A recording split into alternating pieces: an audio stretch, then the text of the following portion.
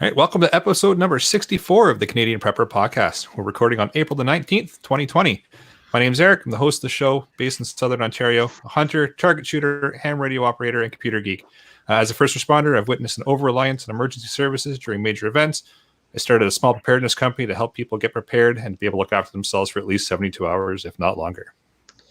My name is Ian, and I live on Vancouver Island. I'm an outdoor enthusiast, sport shooter, and my farm's designated handyman. I'm Alan. I'm a safety trainer, first responder, security expert, and overall safety nerd. I'm Colin, a 21-plus year veteran of the Canadian Armed Forces. I'm a field officer with the CCFR, a welder, a reloader, and an outdoor enthusiast. That's you, Claire. Hi, I'm Claire. Prepper newcomer, newfound enthusiasm for self-reliance, and for the record, the least expert that's ever been on the Canadian Prepper Podcast. I don't know about that one. Just fake it till you make it. Well, That's welcome, what we do. Claire.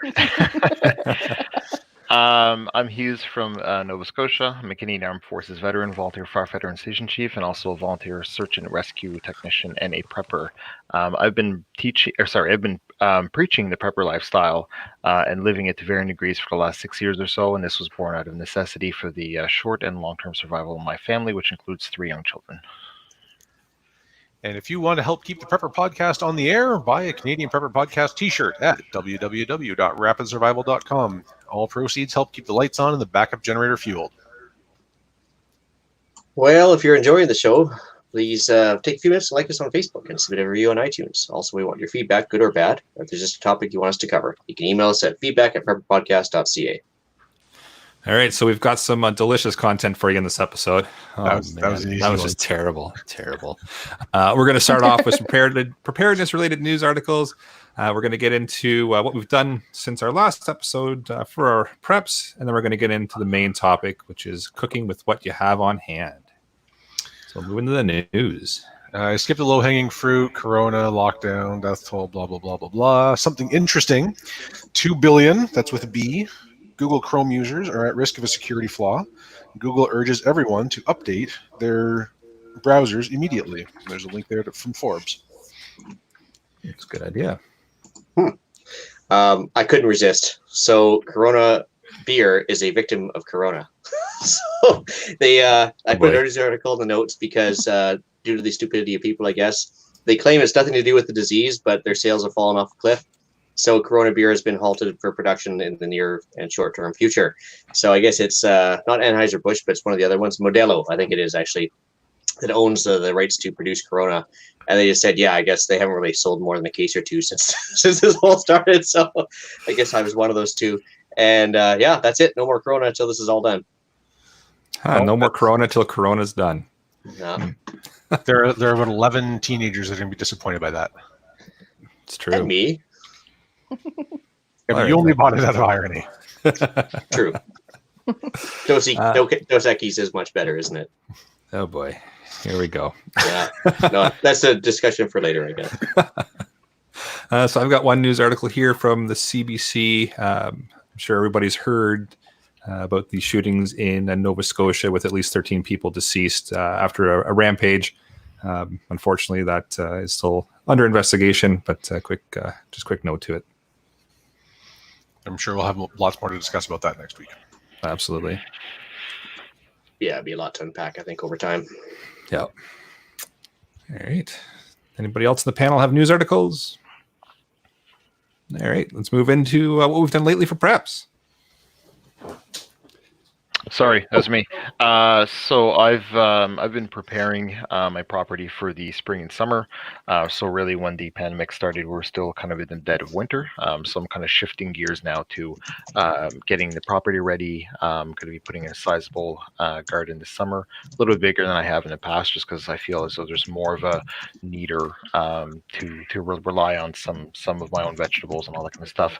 And just continuing with a heightened level of personal preparedness amid the ongoing pandemic. So I'm not buying or acquiring as much as I was in the past couple months because things are starting to kind of settle in. But I'm still operating at that heightened level of awareness, I guess. All right.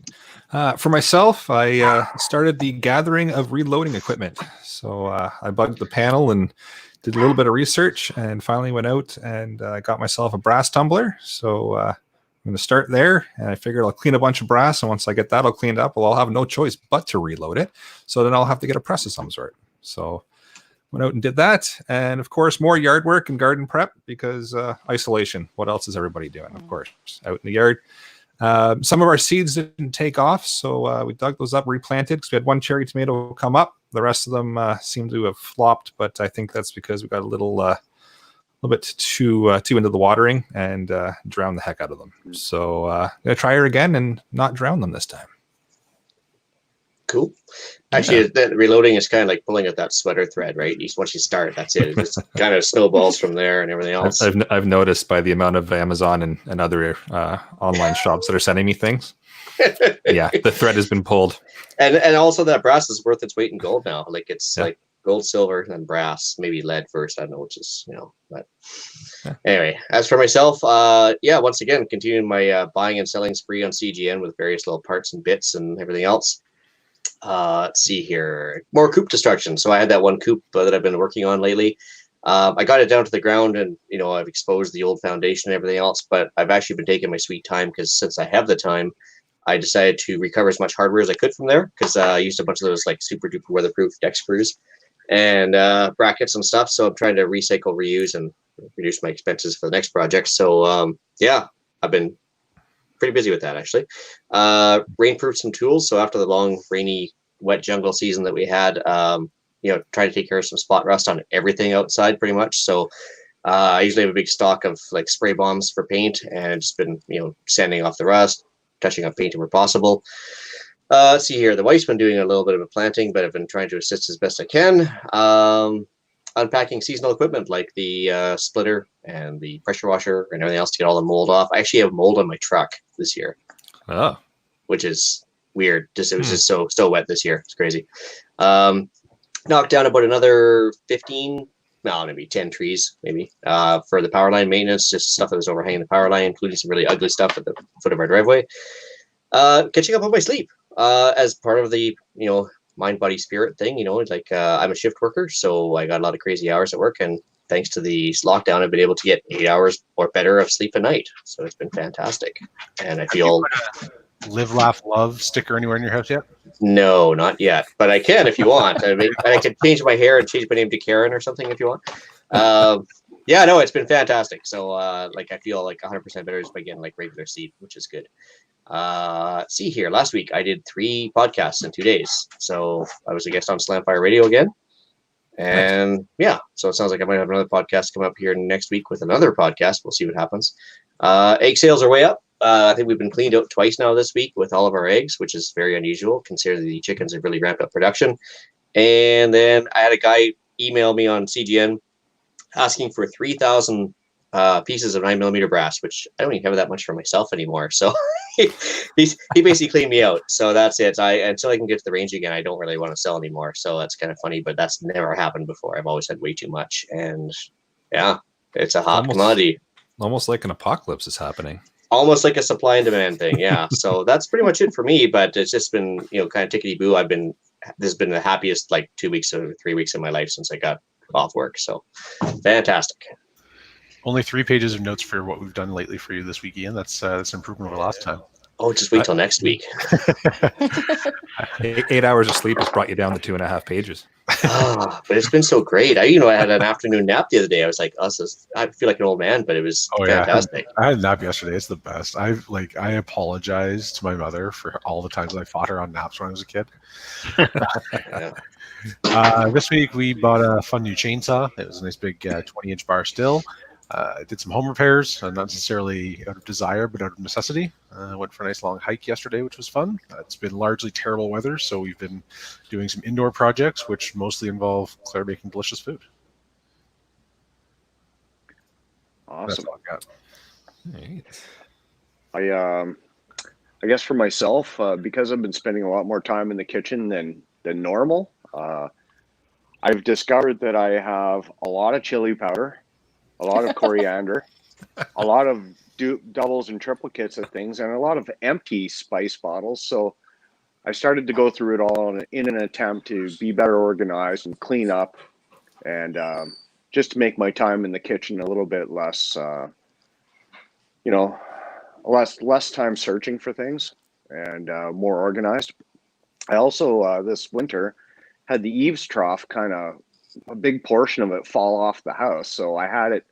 Essentially, it was on one side hanging off my power line, and off the other side it was hanging by one nail, and it's blowing in the wind, and it's full of dirt and asphalt. So today I actually got out there and safely removed about 30 or 40 feet of eaves trough off the one side of my house. So that was great. A lot of yard work and prep. I'm trying to get all the yard work done before the bugs come out, mosquitoes, black flies, and everything else. And that's been quite an epic time because I've neglected it the last few years, but this year I promised myself it would be a rock star awesome year in the backyard. Some hot tub maintenance, more barbecue maintenance, a little bit of cleaning in the garage, and lots of time in the kitchen trying to explore some new ideas, some new things.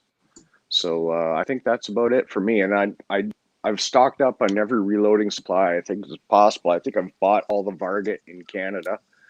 So yeah, you got an honorable mention on Slamfire last week because I guess you talked to Denis there at Armory DC there. Yeah, I bought his entire supply. I think he was the only. See, just another reason to support small businesses, because they're the ones that have that bottle of Varget sitting on their shelf. Like Cabela's, at Canadian Tire or wherever, you can't get it at a big shop right now. So use your imagination, shop around. And a lot of people are still operating online. Yeah, so, absolutely. So support the small businesses. It's time for them to thrive. So that's it for me. All right, shall we move into the main topic then? Hughes, you got anything for what Hughes. you did in preps? No, he's good. Yeah, Hughes went. Oh, okay, I went. sorry. Yep. All right, Keep up, main Ian. topic time. Ian, you're first up. I think we lost Ian. No, there we He's go. back. It's see here. Sorry, I thought I saw Eric's name, but never mind. I didn't really have much to say on this one because I was going to actually just be the guy asking dumb questions today. But I did pass on. It's my forte. So no, I did pass on a recipe to Colin for him to try, but and I posted up on the Facebook page as well about using brown beans, which is something we all kind of have in the closet to make like muffins with, which is an unusual recipe. But one thing we decided to try this week was to try and amp up the egg salad because we had, up until recently, no shortage of eggs until we sold out. So we made some curried egg salad. So we just kind of tried a little something different. It was fantastic. So over toast, a little curried egg salad, fantastic. And it was all with spices we had on hand, eggs we grew ourselves, and everything else. And it's pretty good. And it's also, if you want to skip the bread, you can do keto with celery or whatever if you want. And it was fantastic. I've done it before with chicken salad, but it's pretty good. There's a recipe online called Coronation Chicken, which is basically the same idea. This is what they served during Queen Elizabeth's coronation. But yeah, it's pretty good. You're getting fancy. Yeah. Well, I figured because you can only have eggs and rice so many times, and beans and rice and something in rice with all your prep. So if you got stored prep food, you might as well try and change it up a bit so you don't get dietary fatigue, which I think is a bit of an issue, right? Absolutely, it is. Yep. Yeah, because if somebody has 20 cases of tuna and 10 bags of rice, and all they can do is tuna on rice with no spices, it's gonna put 3 days in. You're gonna be like, I'm done. Well, even when there's no lockdown and there's leftovers in the fridge, I almost lean towards doing something different than having the leftovers, right? So come lockdown time, you're repeating quite a bit. So Well, you also end up with dietary gaps too. They used to call it rabbit starvation, where you can eat all the rabbits you want, but it doesn't have a specific mineral that you need to survive. Well, yeah, actually, the wife did want to mention that too, because most of our preps are just either carbs and or protein. Vegetables are an issue, so I guess that's where foraging is going to come into play if you want fresh greens for at least the warm season, and then also you can do sprouting inside during the cold season. So if you don't have access to vegetables or whatever, maybe start thinking about indoor sprouting or foraging just to complement your stored preps, just to get a little more variety in the diet and make sure you don't end up, like Alan said, short on certain nutrients and minerals because of the monotony of your diet. Makes sense. Yeah. I guess for made- me, bread, lots of bread. I see Colin was making some sourdough, so I'm pretty jealous of that. I think that's Yeah. something I'd like to do. Oh, But that's good. one thing I started making was things like English muffin bread, which the kids love.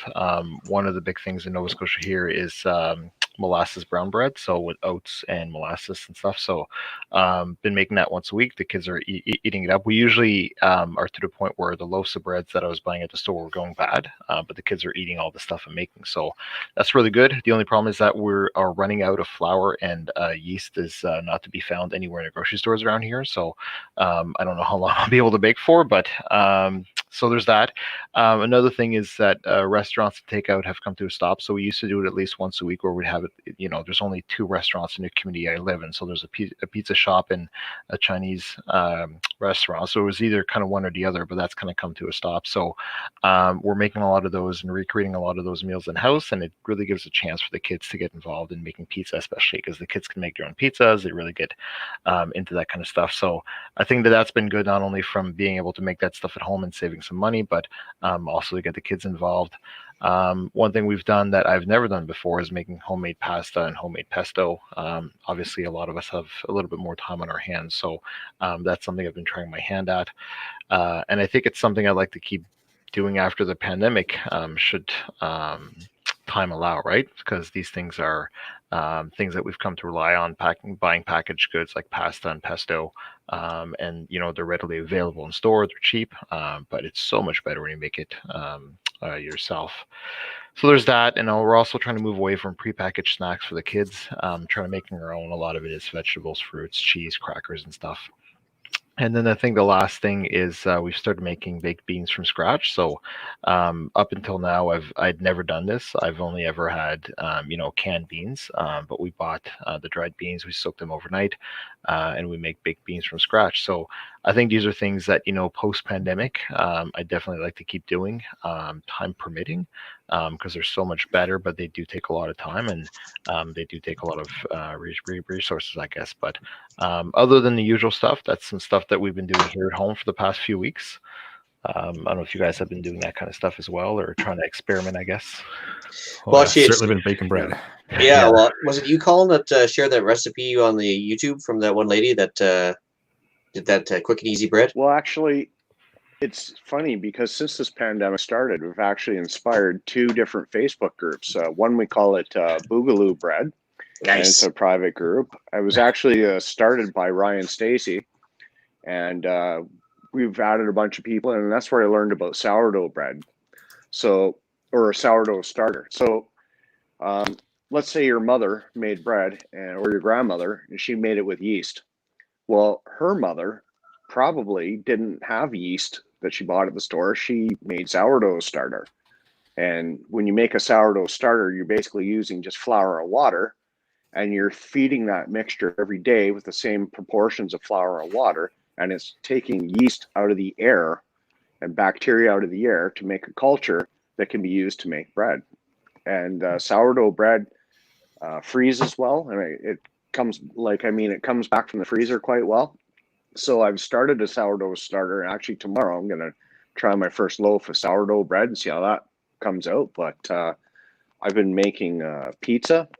I've been making the one thing that inspired this, I guess, the whole bread making thing was that video you were talking about, Ian. It's 4 ingredients. It's flour, salt, yeast, and water. And there's almost no kneading involved. It's really, really simple. You can just throw it all in a bowl, mix it up, and put some saran wrap on the bowl, leave it for an hour, come back to it, put a bit of flour on it, and throw it back in a bowl, throw a cloth over for about another hour. And you can, I use a cast iron pot, and we just put the dough on some parchment paper in the pot with a lid on it, 450 for half an hour. And at the half-hour mark, I take the parchment paper out and remove the lid and give it about another 10 minutes, kind of brown up the crust. And it makes a nice little round European looking loaf. It's very crusty on top, crusty on the bottom, but nice and soft in the middle. And so I've been making at least 1 or 2 of those a day because my son and I are eating those like crazy. So I'm going to turn it into the Pillsbury Doughboy. Gotta roll out of the quarantine. Now, Yeah, that's right. Got to amp Now, up your cardio. I did notice that I bought some flour at the grocery store, and it's about doubled in price because of supply and demand. But I had a little 2.5 kilogram bag of Robin Hood all-purpose flour. I was buying for $8 for a little 2.5 kilogram bag. But I went to my a place called National Grocers, which is like a wholesaler place in Pembroke here, and I bought a 20 kilogram bag of flour for $16. So for the same price as I paid for 5 kilograms, I got 20 kilograms. I got 20 So I got- kilograms. That's at Costco the other day for $13. Wow. Nice. Yeah. Exactly, right? So I'm just going to keep on going with the bread and different bread ideas. We also use the bread. I cut it up and we made croutons. You know, you can drizzle some oil on them and some herbs and spices, and you can do it on a cookie sheet in the oven or to kind of dry them out a bit. So I made Tracy a Caesar salad with that, and I made her what I call my pandemic pizza, and I did it on the barbecue. We did it on the barbecue, and I used a cold smoke tube to smoke it with hickory smoke on top of a Pampered Chef stone. So that was as close to an adobe as I could get to make a thin crust kind of pizza. And I can always forward those recipes on. They're really basic and simple. Actually, I'm surprised how simple they are. So I've been kind of inspired to do more stuff like that. And one that bread group, actually now everyone's posting all kinds of stuff, not just bread. So it is inspiring, and it's good to see us getting back to a point where we can feed ourselves stuff that's fresh and wholesome and probably better for our family anyway. And hey, you know, we're not going out here and there and everywhere. You know, Dad's not sneaking a burger at McDonald's and then coming home and throwing a sandwich at my son. We're actually sitting down together and having a meal together, which is great. Nice. I've also been kind of inspired. I love pickled eggs. So here is some pickled eggs that I've had. This is 3 weeks now with some hot peppers, pickling spice, you know, all the usual shenanigans. And I'm actually pretty impressed. I think they're going to turn out great. What I'm really impressed by is I've never heard of anyone doing this before.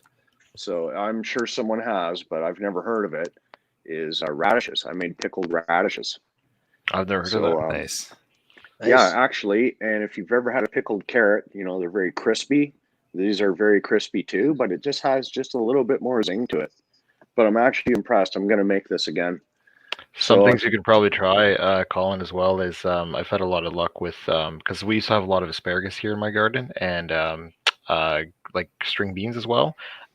Pickling those guys. I got the idea because Costco was selling pickled asparagus and green beans, and I decided to try it out for myself because the packaged version, even at Costco, was quite expensive, right? So, and one thing you mentioned as well, we got a knockoff big green egg a few years ago, and I mean, I don't use it as much as I'd like to because it is a charcoal barbecue, so it takes a while to start up and all that kind of stuff. But having a pizza instead of throwing it in the oven, we also have like one of those pizza stones. You make the pizza in the big green egg, the knockoff, I'm sorry, and having that smokiness added to the cheese is just beyond amazing. So, well, that's exactly. No, that's awesome. I also made some mozzarella cheese this week, and I was actually making a video to show you guys. And Tracy had to leave a little early today, so she did all the video taken, so I didn't get a chance to edit it all and put it together. But I made some mozzarella cheese, and funny enough, I was making this pizza for Tracy, and I was trying to impress her, and I had this tiny little leftover piece of marble cheese in my fridge, and I went, uh-oh. So I grated up my mozzarella cheese I made like half an hour before. I used the whole thing and put that on the pizza. So it was homemade dough, homemade pizza sauce, homemade cheese, and I got some green onion that I grew in the house. Actually, I regrew it, should I say. Nice. It was bought from the store.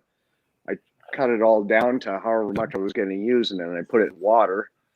And it perked up after a day or two, and I put it in dirt, and they just rocked it. I could get usually 2 or 3 grows out of some green onions from the store, and so I've been doing that.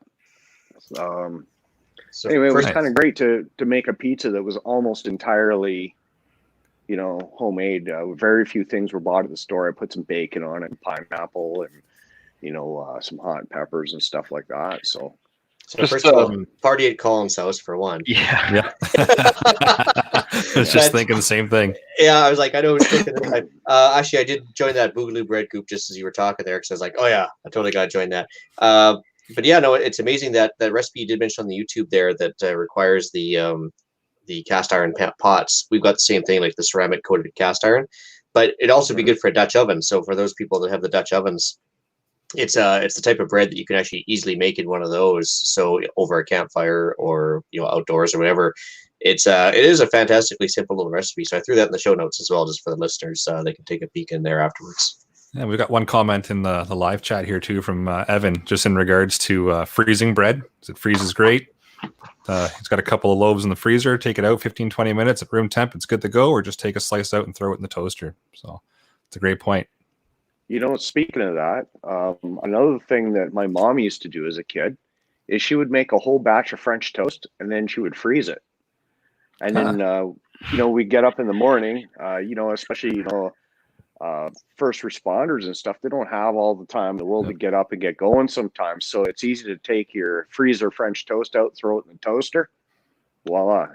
It's funny you mentioned that because I think it was Friday or Saturday morning I made French toast for the family, and the recipe I used ended up making almost a dozen and a half slices of French toast. And I mean, my kids are, fairly young. So after one piece, they're kind of done. So anyways, I ended up putting, I think it was 12 slices of cooked French toast with parchment paper in between the layers and freezing it.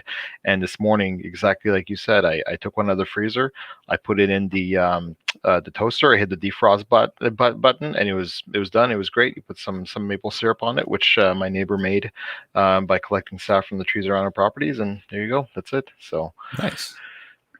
That's awesome. Yeah.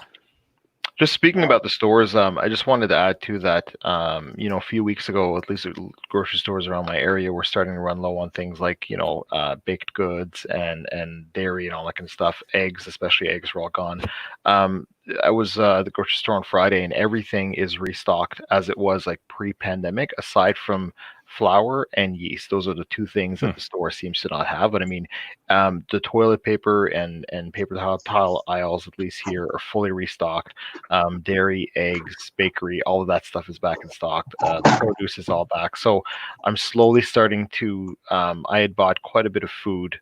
This is shelf stable, canned goods and pasta and all that kind of stuff prior to the pandemic, that I'm now starting to add more often to my pantry and buying less, because I'm realizing that, at least for the time being, things are settling out. And not that I'm going to go to a level that's unsafe, but I'm not hoarding as much, so to speak, or prepping as much, so to speak, when it comes to that kind of stuff, right? So yeah, we're starting to see the same here. The grocery stores are slowly starting to fill the shelves back up. So yeah, it's they said that. I mean, everything, and anybody, whether it be in U.S. or Canada, that works in the food industry is considered essential. So, the food is still there. It was just a matter of the supply chain trying to catch up with people that were panic buying, right? Yeah. Because like we spoke to before, they have just I forget what the term is, but they're basically bringing stuff to the grocery store as consumers use it, and they don't have on-time delivery. On-time delivery, thank you.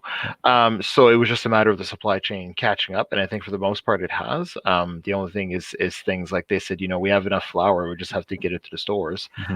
And when people see bare shelves, they continue to panic buy. So of course they do. They'll see a couple things of 5 pounds of flour, and they'll buy all of them because they think that it's not gonna come back again, right? So yep.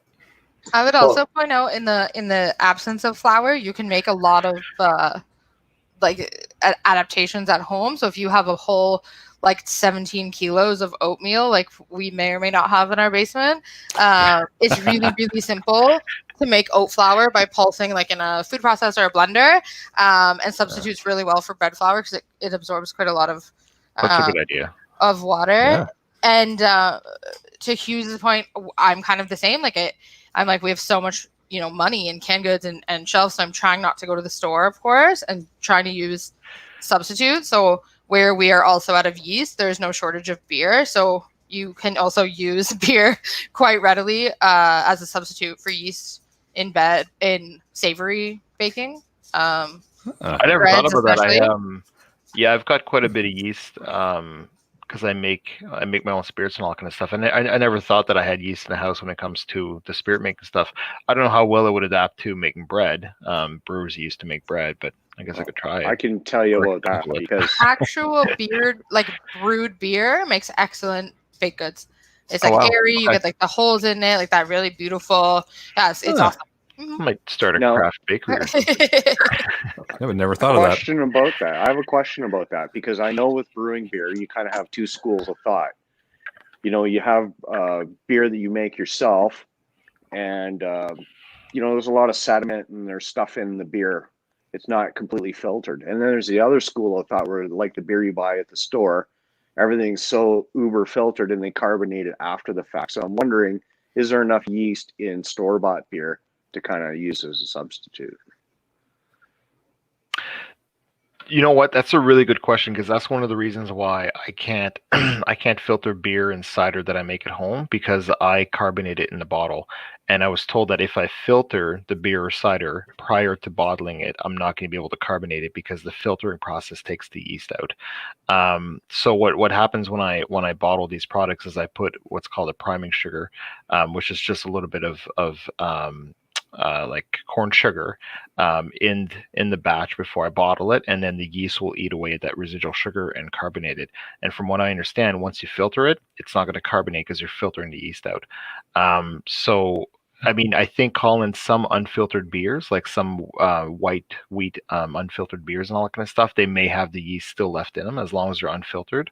But for the most part, like your Budweiser, your Coors Light, and all that kind of stuff, I think that stuff is filtered to the point where there probably isn't yeast left in it or any usable yeast that's left in it, right? So, And that's why also sourdough starter is great. And there's some complicated recipes out there, but basically, if you just took 50 grams of flour and 50 grams or 50 milliliters of water and mixed it up and left it for a day, that's day one. You do that same process for 7 days, and you'll start to notice that it starts to bubble a little bit here and there. It starts to rise a little bit, and it gets a really sour smell to it. Thus the name sourdough bread.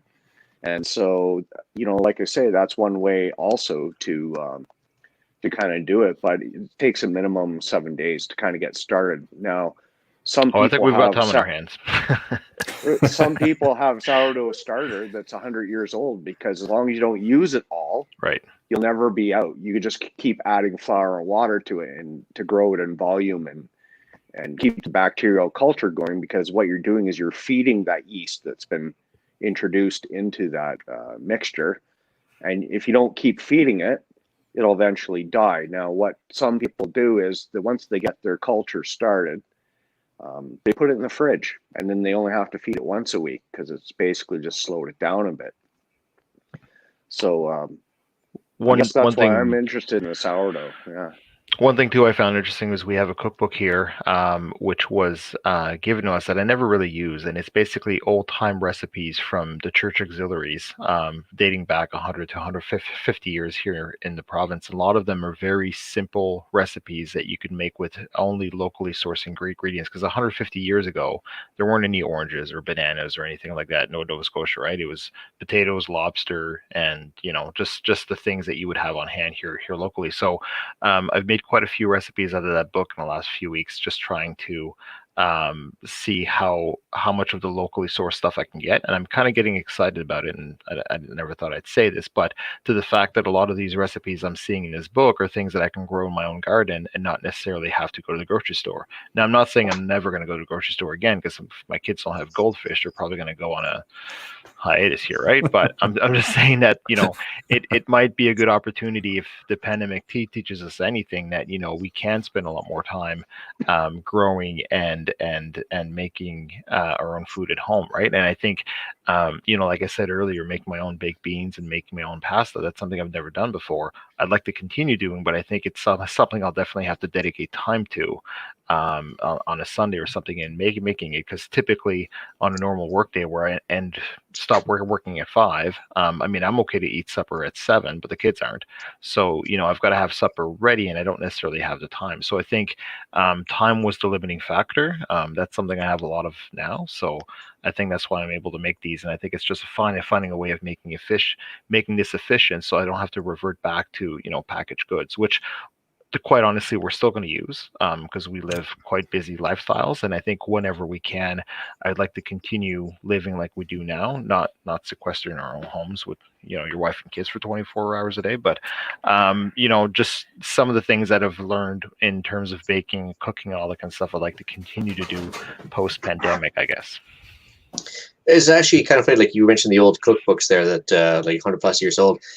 Back then, wasn't like a lobster considered to be like cruel and unusual punishment if you made somebody eat it all the time? Well, it was used in orphanages or something, wasn't it? So Amy's grandmother, her father was a lobster fisherman, and back in the day, it was considered like a peasant food. I mean, this was something that her family ate like 6 to 7 days a week. It was basically lobster and potatoes day after day because it was free. He was a fisherman, didn't cost him anything.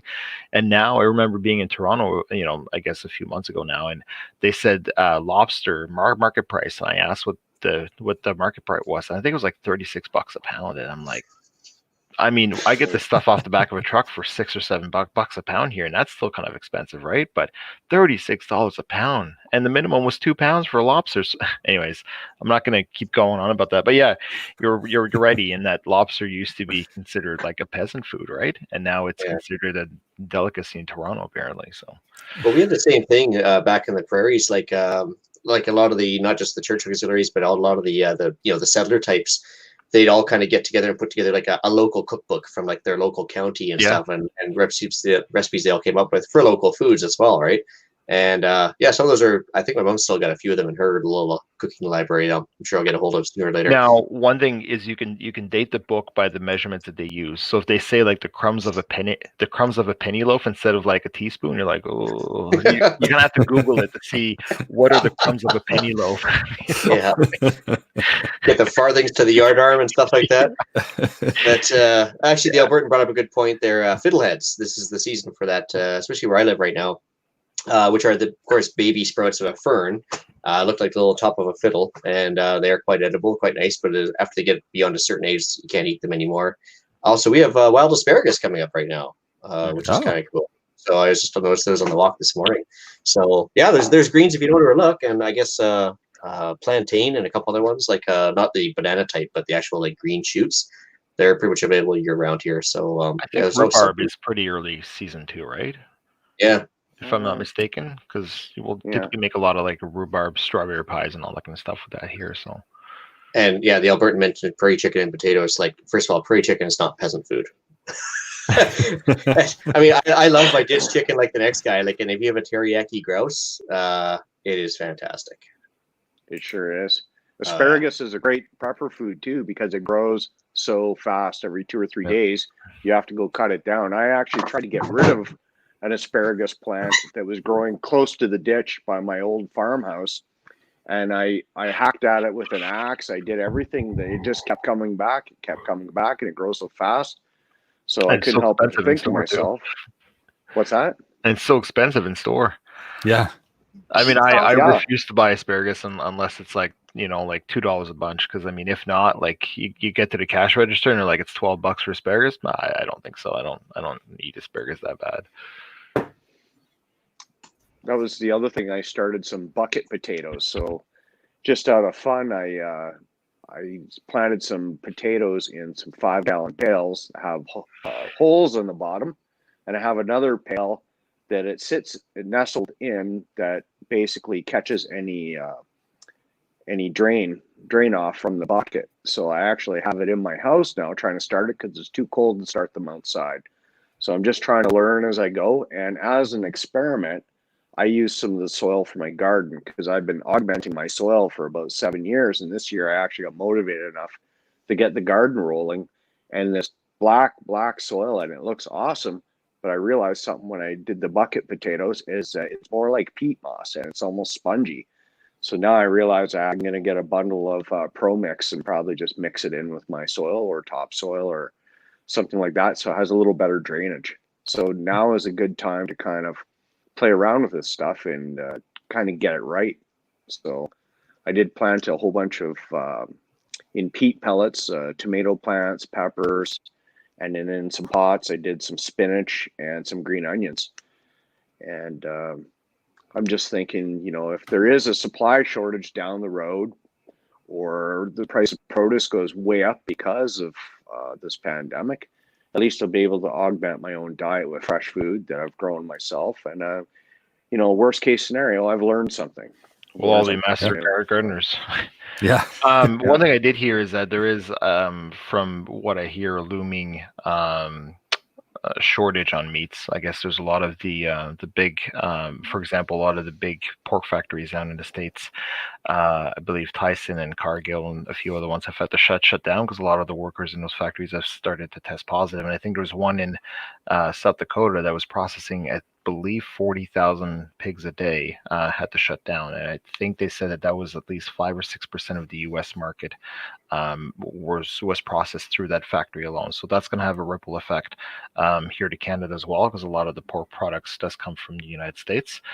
So if not shortages, you're probably going to see prices skyrocket on that stuff, right? So that's one thing I have not stopped kind of hoarding, because that's stuff that I can freeze easily, and I have no concerns about being able to keep that frozen. So while the going's good, I'm still buying it up. And I mean, if we have to go from eating meat, 5-6 days a week to 1 or 2, then that's fine. But I also don't want to pay like $20 a pound for pork, right? So I put my vac packer to use the other day, just getting ready. Yeah. Well, couple that with the shutdown in China, where they had like was it a quarter of the world's pigs were put down because of swine flu over in China. Like that was like 2 months ago. It's been a bad year for that, but yeah.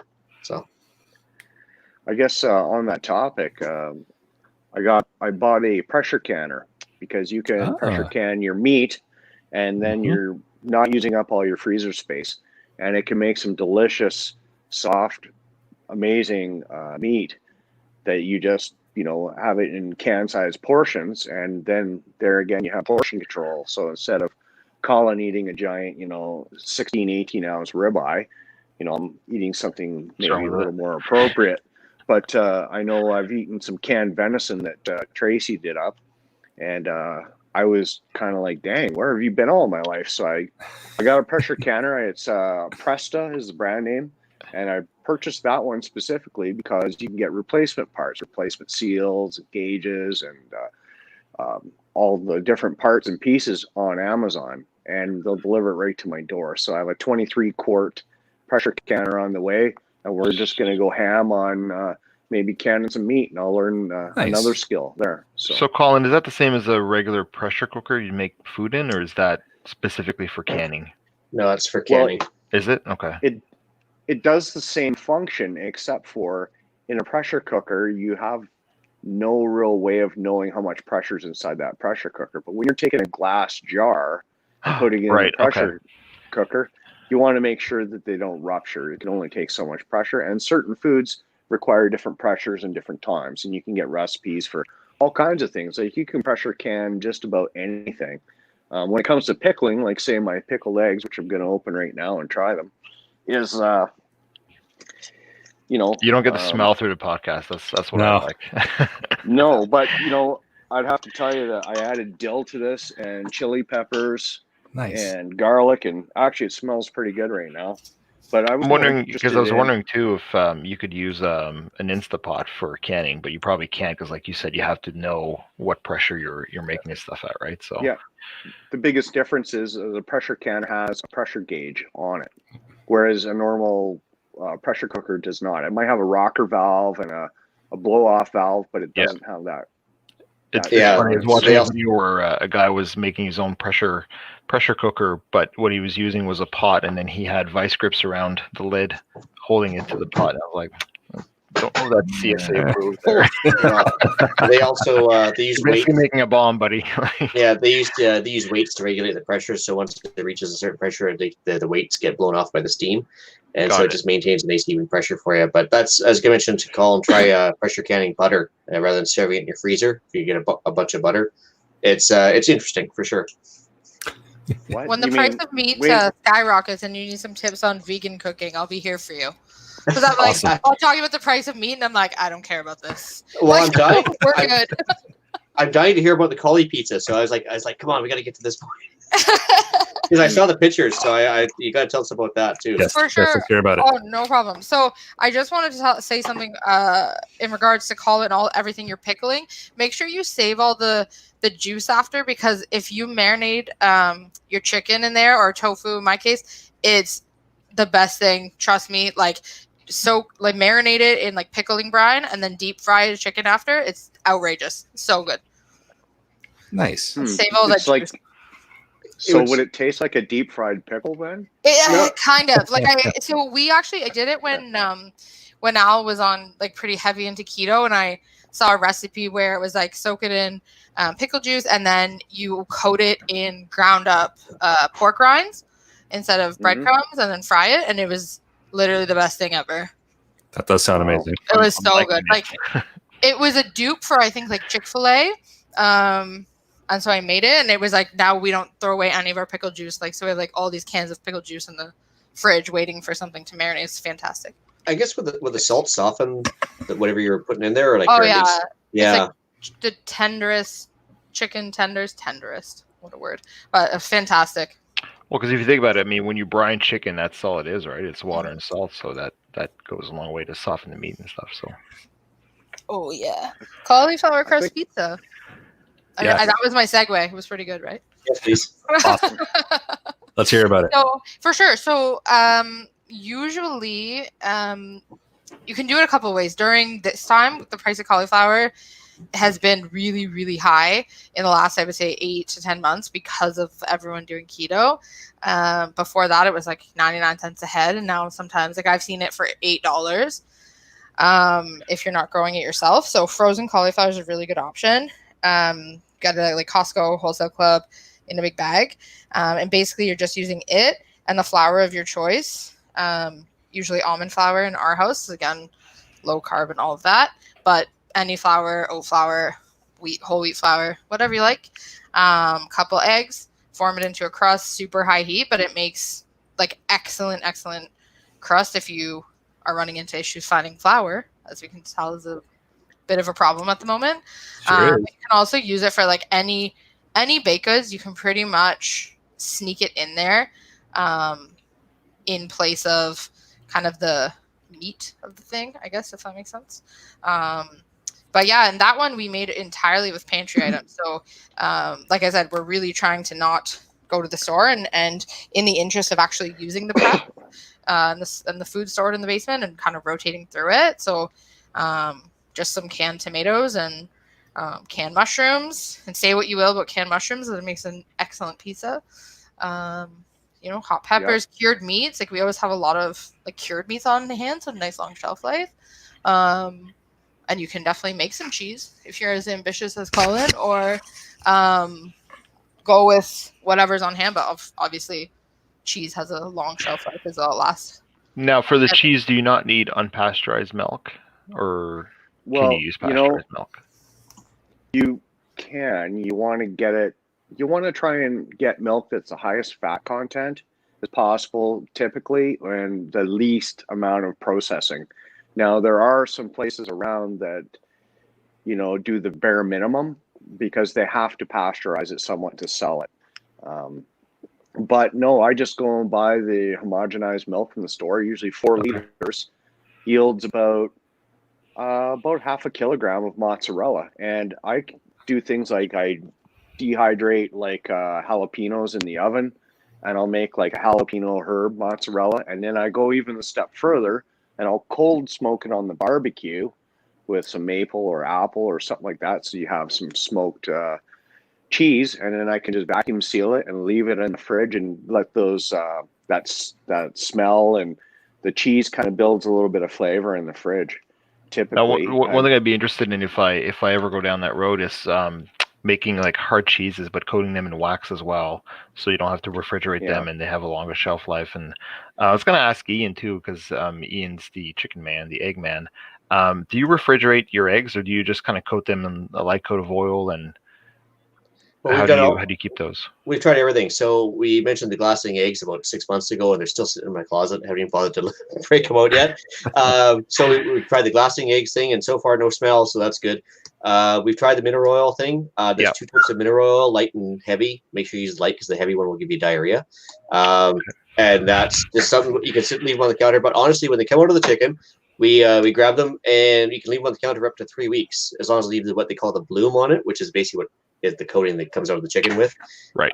Once you wash off the bloom, it has to be refrigerated because then you're basically allowing oxygen into the egg, which is going to cause oxidation/rot. So commercial eggs we buy at the grocery store, they have the bloom, must have the bloom removed, right? Yeah, it's actually a really sad story. So the eggs you're eating at Costco basically have the bloom washed off. They're washed in bleach, and then they're basically left in a warehouse for up to about 3 months before they actually are served up to you at Costco. So, yeah, it's actually kind of disgusting when you actually start doing some digging of how long the eggs sit in a warehouse before they actually get to you, the consumer. It is insane, and that's why ours tastes much better. So, I have a question for you, Ian. Yeah. I've noticed that farm eggs, I have a hell of a time making a hard-boiled egg and being able to peel the shell off and it coming out like a store-bought hard-boiled egg. Do you have any reflections on that? I am going to get my wife to put a comment on the YouTube there, I think, because I can't remember if it's hot water. I think it's cold water. But basically, yeah, the shell sticks crazy like hard to the fresher eggs. The fresher the egg is, the harder time you have getting the shell off. But basically, I think it's after you've hard boiled them, dunk them in cold water, and you should have an easier time getting the shell off. But so that's what I do normally. My experience with that is that, if I buy fresh eggs, not farm fresh, but if I buy fresh eggs from the grocery store, I can't make a hard-boiled egg with it. I have to leave them in the fridge for like 2 or 3 weeks until they're like near their expiry date that's marked on the carton, until I can actually peel them easily. So, and that's why they do that in the warehouse, because they got the temperature just nailed, and they rotate the eggs in like basically a hopper, and then when they're pretty much ready, just you got a few weeks left out of them, and then they throw them in the Costco, and then that's how they sell them. Kind of a good rule of thumb too, if you're grabbing eggs, like we get ours delivered locally, is to grab 2 and then leave one that's like your hard boiling stash, because it's true with the fresh eggs, like if they sit 2 weeks. But I can also make a comment on the Facebook page about perfect hard-boiled eggs every time, if you like. I would like that recipe. I'm still trying to master that. Literally, you put them in cold water to start, bring them up to a boil in the pot. As soon as that the water starts to boil, shut it off, leave it 7 minutes, and then ice bath every time. Nice. I know I do love make my own pickled eggs, but the ones at Costco, you can buy a jar. I think it's 24 pickled eggs, and it works out to actually being almost less than buying 24. I'm not going to call them fresh eggs because Ian's going to reach over and strangle me, but it's almost cheaper than buying 24 actual eggs from Costco and making your own pickled eggs. I mean, it's so cheap. And I mean, I know I've made my own, and I can't even touch the cost of these things, right? So although they don't taste as good, the cost is definitely kind of appealing, I guess. Oh yeah, the eggs at Costco are super cheap, but there's also almost like no nutritional value to them either. Like if you look at the egg white, it's almost like water. It's like so thin, right? And I know my father, who had chickens, the yolks were like a dark color, but these were free roaming chickens that ate everything, right? Like bugs and all that kind of stuff. And the yolks were nice dark color, and the ones from Costco were like just bright. There's no depth to it, right? So yeah, they actually, I think we mentioned this before, but they actually pick the color they want to have the yolks at, depending on what feed they get fed. So they can customize it for the audience, which is even crazier. Of course they can. Wow. Jeez. Oh, that's awesome. One thing I wanted to mention, one thing I forgot is I recently made oat milk, which is something I'm not a big dairy drinker myself. Not my kids are. I mean, I'll have cheese and all that kind of stuff. It's not a dietary thing, but I made oat milk, so I have an abundance of oats. I wonder why. But you basically soak them in water overnight. The next morning, put them in the blender, and then just to add some sweetness, I added some pitted dates, 2 of them, and it gives enough as a sweetness that the kids, they can tell the difference. They know it's not milk that comes from the white container, but they actually like it, and the cost is like next to nothing because oats don't really cost a lot, right? So, not saying I'm going to replace the milk that we have here with that, but I mean, I use it for cereal in the morning, and I'm just as happy as the stuff that I bought in the store. So. Nice. Oat milk in the store is like outrageously marked up. Like the price is $5 for 4 liters is insane. Well, the eye opener was when I was working in the States. I remember like a 1 gallon container of milk at Walmart was something like $2. And I guess I won't get into the specifics of it, but I think the U.S. subsidizes the dairy industry to the point where they make it that cheap. And I was like, $2 for a gallon of milk. That's unbelievable. Well, also we have the dairy board, which artificially manipulates the price here, and the kind of the opposite way. They subsidize the farmers, but they also can restrict with quota systems. They restrict the actual supply to the point where, like, you get Quebec farmers. A lot of them are just dumping milk back into the farm fields because they're not allowed to sell it. Yep. They're just, it's crazy. So we have dairy board influence, which is like a form of, I'll say it, communism. makes me a little angry. Yeah, it's cool. Another thing you're going to see soon is, so I have friends who are beekeepers, and they're saying because, at the start of the season, they import bees or whatever to get their colonies going, and there's a lot less bees coming from the United States into Canada. So I think we're going to probably see a lot of honey prices going up this year. Yeah, I think you're right. We're going to see prices of all kinds of stuff going up this year. Yeah, well, part of it would be panic driven, like panic buy driven, just like the sale of 22 ammunition right now. I'm sure it's going to go stupid, but oh yeah. One thing I would say about saving cash, especially right now, like if you're going to a grocery store, no one's buying fresh produce because they feel like it's going to go bad or it's not shelf stable, especially if they're only going out once every couple of weeks. So we've been taking that kind of rot rack items, so to speak, and processing them down and just tossing them in freezer, which seems really simple, but to do it with a bunch of peppers that are on a clearance little spot there for $1 or would save you a lot of time later on. And the other thing is investing in a good quality juicer to juice that stuff down and keep it in the freezer. So we have one. It's an Omega juicer. It's widely used by commercial juiceries or people that are selling fresh juice in the gentrified parts of town. It's an excellent juicer, and it actually separates all the fiber out, and you can actually use all that fiber to then create your own veggie burger or something, and the cost is next to nothing. Oh, I never thought of that. Good idea. It's a really good idea. Great idea. I'll make some videos. We'll send it over. Awesome. Al's laughing because he's like, they're never going to do that. It's $20 a pound for pork. Right. Giddy up.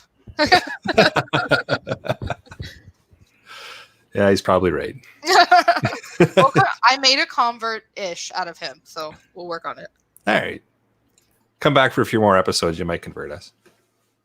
Or we can actually have a whole thing on being vegan if you want. Just come on back. Yeah. I would absolutely love to do that. Hey, I'm always down for some fresh ideas. I have a daughter who's a vegetarian, she eats eggs and cheese and stuff like that, but it's mainly all vegetables. And now sometimes she says, "Dad, I miss meat, but I'm afraid to eat it." So, she still goes for things like veggie burgers or things that seem like meat, Although I do have honest, serious questions about this Beyond Meat stuff. It seems to be too much of a craze, like Soylent Green or something. I don't know. I also have questions about it. I would say it's gonna be a no. I can make some vegan bacon out of rice paper. That's pretty good, and you know exactly what's going into it. So I definitely am not into buying the packaged vegan stuff. I think there's some. If I don't know what the ingredient is readily, I don't know if I should be putting it in my body. So. That's just me. I think that's true. There's a lot of marketing, and then when some people are having a hard time finding seeds. A lot of times you can go to the store and like a tomato, you can get the seeds out of a tomato to grow other tomatoes. But one thing to note is certain things I tried to grow peppers one year and they grew up all genetically mutated until I realized that they irradiate their peppers to keep people from stealing their heirloom products that they're making good money on. It's the same thing for potatoes. A lot of potatoes you can't plant in the ground and get them to seed. You actually have to go to the hardware store and buy seed potatoes. Yeah, You that's can't true. just use the ones from the store. I've tried making potatoes with the russet potatoes that were left in a bag. Didn't work. I actually had to go to Home Hardware and buy some seed potatoes in order for it to work. So, is it just kind of like a Terminator thing where they just make them, they're like sterile, so they can't reproduce? Yeah. Pretty much. They just turn to mush. Nothing really happens. They get the eyes, but they won't reproduce. Yeah, it's sad. One thing I've noticed too when it comes to canning, at least where I am here on the East Coast, I was looking for some more canning goods to can more of my moonshine or my distilled water products, and there's none to be found. So grocery store, Walmart, Canadian Tire, all these stores completely out. So I think there's been a run on that stuff, and I don't know what's going to come back. I've looked at Amazon.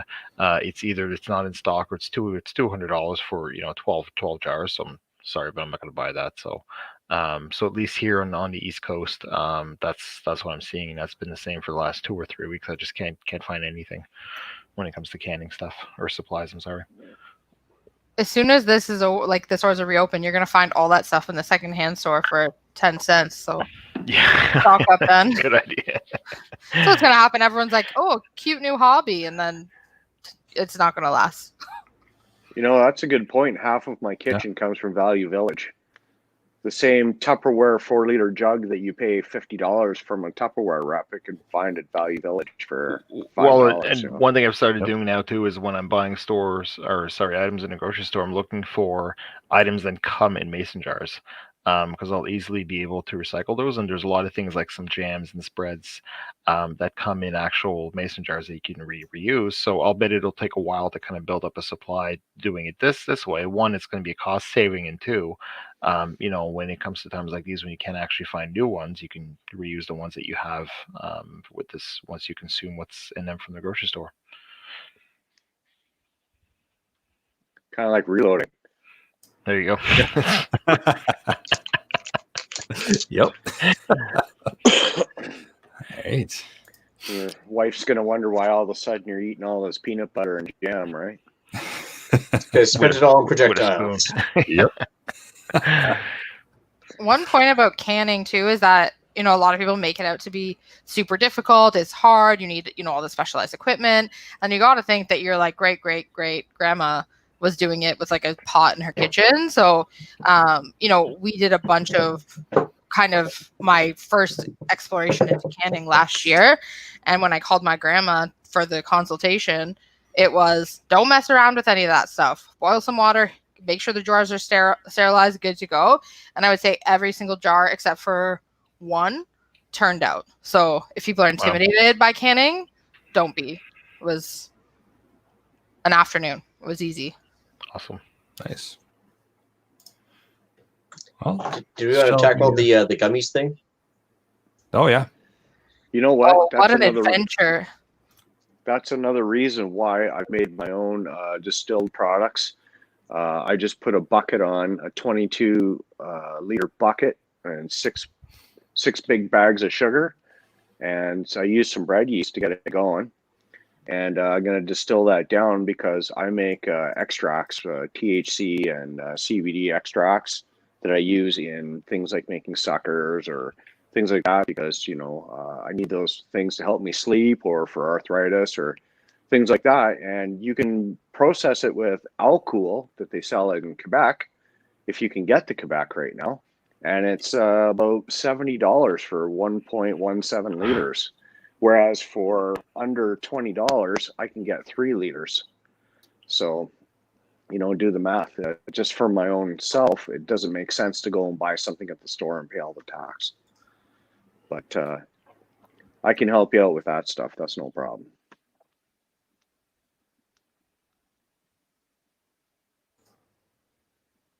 When it comes to recipes or whatever.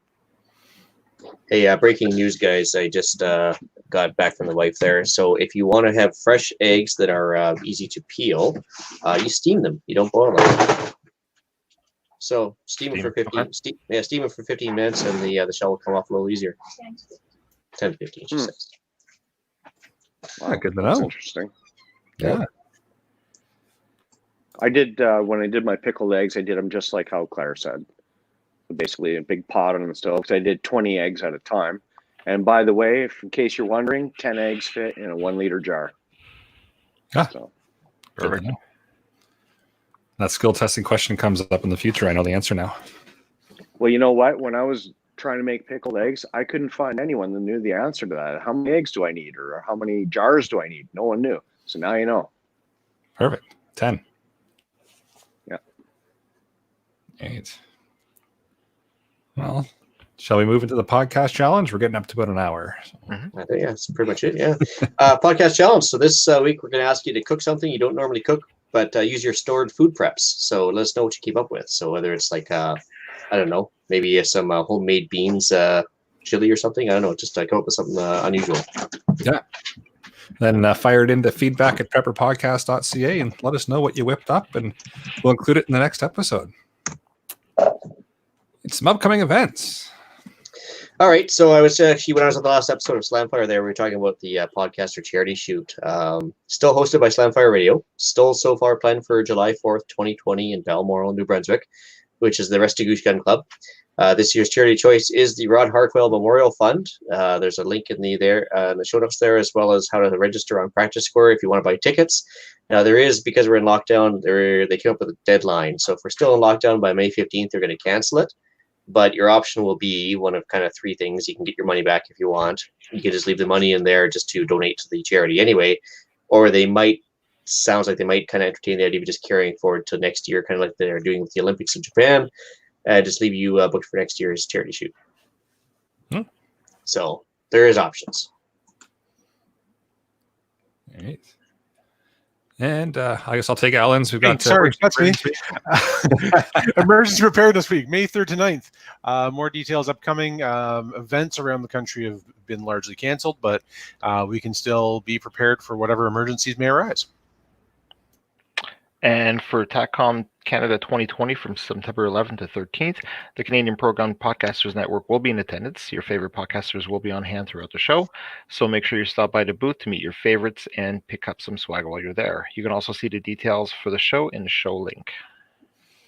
So we've got a link to tickets on the website at prepperpodcast.ca. If you follow that link, we get $1 out of your purchase for the tickets. That will go towards the massive bill for the internet, which we need the podcast.